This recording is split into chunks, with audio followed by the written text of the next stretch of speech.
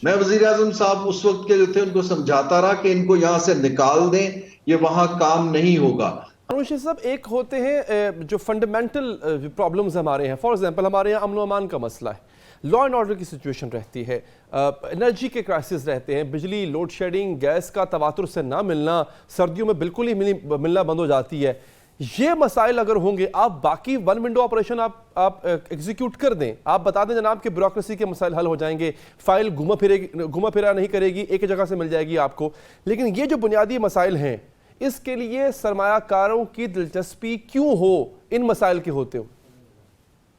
جی بڑا کلیئر ہے۔ دیکھیے، میں تو اس وقت کوئی کمپنیوں کی انٹینٹ نہیں تھی، ہم نے تو باقاعدہ کمپنیز کو پروجیکٹس بنا کے دے دیے تھے۔ سوال یہ پیدا ہوتا تھا کہ بورڈ آف انویسٹمنٹ کی پاور وہاں تک تھی۔ مثلاً ارامکو، یہ جو آج کل حکومت ریفائنری کی بات کر رہی ہے، وہ پروجیکٹ ہم نے نیگوشیٹ کیا، میں نے اس کا خود ایگریمنٹ لکھا، اس کو آگے لے گئے، لیکن یہ تھا کہ وہ منسٹری آف پیٹرولیم کے اندر جا کے پھنس گیا۔ سملرلی سعودی عرب کی ایک کمپنی معدن ہے، وہ منرلز میں کرنا چاہ رہی تھی، ایک ایکوا پاور ہے وہ جو کرنا چاہ رہی تھی آپ کا آلٹرنیٹ انرجی میں، قطر ایئرپورٹس خریدنا چاہ رہا تھا۔ یہ ساری ڈیلز میں لیڈ کر رہا تھا، ہمارے ادارے نے اس کو فائنلائز کر دیا تھا۔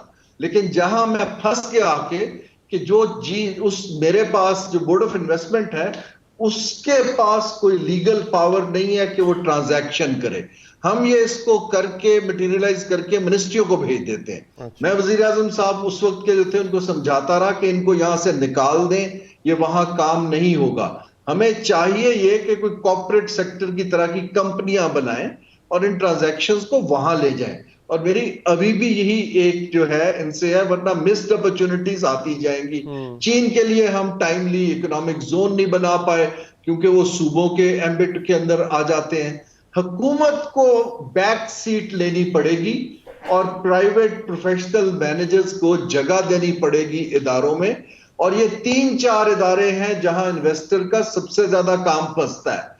ان کا کام اسٹیٹ بینک میں پھنستا ہے، ایس سی سی پی میں پھنستا ہے، ایف بی آر میں پھنستا ہے، اور ہماری منسٹری آف کامرس میں پھنستا ہے، فائنانس میں۔ آپ ان اداروں کی ایک سنگل ونڈو بنائیں جیسے باقی ملک بناتے ہیں، انویسٹر لنک، اس بیچارے کو بھاگنا نہ پڑے ڈیفرنٹ جگہوں پر۔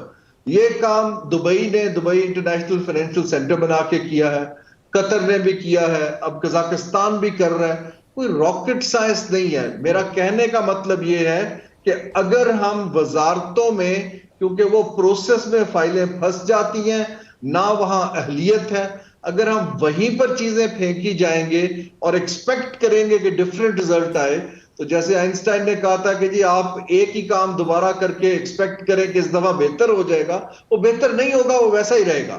تو لیکن یہ ہے کہ اس طرح کی کاؤنسل اگر کوئی ریفارم شروع کر دیتی ہے بڑے لیول کی، جیسے فیصلہ کر لیتی ہے کہ حکومت اب سے سڑکیں نہیں بنائے گی، پرائیویٹ سیکٹر بنائے گا، ہم انویسٹر لائیں گے، یا فیصلہ کر لیتی ہے کہ ہم نے 100 یونٹس کو پرائیویٹائز کر دینا ہے، ہم نے ایگریکلچر لینڈ کو پرائیویٹ سیکٹر کو دینا ہے کہ اس پہ کام کرے۔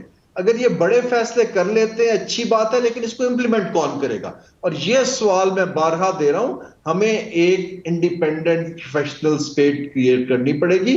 میری رائے یہ ہوتی کہ اگر آپ privatisation commission, planning commission, board of investment, ان تینوں کا یہ کاؤنسل ایک جوائنٹ بورڈ بن جاتی جس میں پروفیشنلز بھی آتے اور ان اداروں کو پش کرتے کہ کام کیا کیسے